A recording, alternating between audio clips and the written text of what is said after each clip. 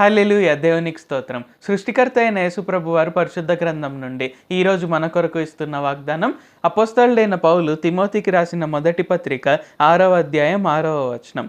సంతుష్టి సహితమైన దైవభక్తి గొప్ప లాభసాధనమై ఉన్నది. సో ఈరోజు వాగ్దానం కనుక చూసుకున్నట్లయితే ఇక్కడ యేసుప్రభు వారు మనకేం చెప్తున్నారు అంటే మనకు కలిగి ఉన్న వాటితో తృప్తి కలిగి ఉండాలి అని చెప్తున్నారు. అంటే ఇక్కడ ఏంటంటే మనలో ప్రతి ఒక్కరికి దైవభక్తి అనేది ఉంటుంది. అంటే యేసుప్రభు వారు దేవుడు, సో నేను ఆయనను స్తుతించాలి, ఆయనను ఆరాధించాలి, నేను ఆయనకు ప్రార్థన చేయాలి, సో నేను మందిరానికి వెళ్ళాలి. సో ఇలాగ ఏంటంటే మనకు దైవభక్తి అయితే ఉంటుంది. కానీ ఒక్కొక్కసారి మనకు కావాల్సినవి మనకు దొరకకపోయేసరికి ఏంటంటే అసలు దేవుడు నా ప్రార్థనే వినట్లేదు, అసలు దేవునికి నేనంటే ఇష్టమో కాదు, అసలు నేను ఆశీర్వాదాలు పొందుకోవడానికి నేను అర్హురాలనో కాదు అని ఇలాగ మనం రకరకాలుగా ఆలోచిస్తూ మనం ఎప్పుడు విసుక్కుంటూ దేవుడు నాకేం చేయలేదు, అసలు యేసుప్రభువే ఉంటే నాకు నా జీవితం ఇలాగ ఎందుకు ఉంటుంది, ఆయన నన్ను ఆశీర్వదించవచ్చు కదా, ఎవరెవరినో ఆశీర్వదిస్తున్నాడు, నన్ను ఆశీర్వదిస్తే పోయేదేముంది. సో ఇలాగ మనము యేసుప్రభు వారిని ఒక్కొక్కసారి విసుక్కుంటూ ఉంటాం. అయితే ఇక్కడ సంతుష్టి సహితమైన దైవభక్తి గొప్ప లాభసాధనమై ఉన్నది. అంటే మనకు దైవభక్తితో పాటు సంతుష్టి అంటే సంతృప్తి కలిగి ఉంటే మనకు ఉన్నదాంతో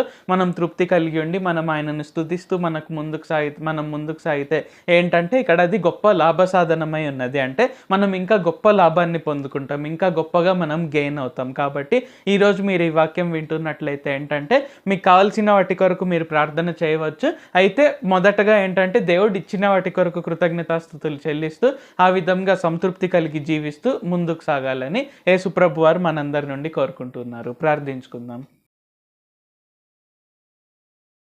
ప్రభువా, దేవా, సర్వాధికారి, మాకు ఇంకొకసారి ప్రార్థించుకునేందుకు అవకాశం ఇచ్చినందుకు వందనాలు తండ్రి. మీరు మా కొరకై చేసిన ప్రతి ఒక్క మేలుని బట్టి మీకు వందనాలు, స్తుతులు, స్తోత్రాలు తండ్రి. ఈరోజు వాగ్దానంని బట్టి వందనాలు తండ్రి. సంతుష్టి సహితమైన దైవభక్తి గొప్ప లాభసాధనమై ఉన్నది అని తెలియజేశారు తండ్రి.